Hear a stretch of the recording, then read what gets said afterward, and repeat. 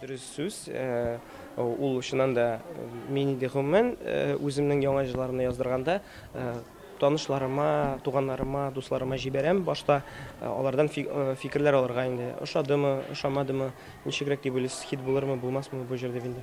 Шул дустыма шулай ук җибәргәч, без аның белән еш кына шалтыратышып сөйләшәбез. Бу җыр аңа ошаган, бик ошады һәм ул әйтә, Рамил дустым әйтә, бу җырны танытабыз, әйтә, моңа клип төшерәбез. Бөтен җирдә акча кирәк бит, хәзер бит капитализм заманы. Ул әйтә, әйдә мин сиңа булышам дип, шулай итеп миңа акча җибәрде. Шул акчаларга без клип төшердек һәм инде хәзер Аллага шөкер шул акчалар ярдәмендә инде концертлар куеп йөрибез. Ул инде татар җырларын анда яздыру дигән сүз ул инде теге анда гомумән анда тудырырга түгел җырларны, бар тик тавышны яздыру, мастерингны ул инде бәлки теге гади халыкның колагына бик теге әһәмияте булмастыр бәлки, но профессионаллар аны сизәчәк. Тормышымның төп максаты, төп минем хыялым ул минем милләтемдә, минем милләтемнең тарихында бер әһәмиятле эз калдырырга. Акча эшләү усулы ул әлбәттә туйлар.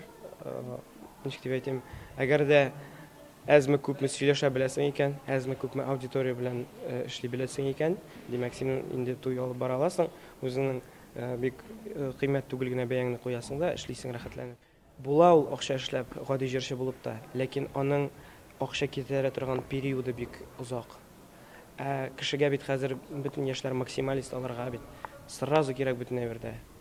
Чыктың сәхнәгә, сиңа миллионнар акча түләсеннәр. Теге туй алып бара башладың, сразу 50 меңне куясың бәяңне. Алай булмый инде. Любой эштә, хәтта техник эшләрдә дә иң беренче теге астан башлар бит инде, астан күтәрәләр.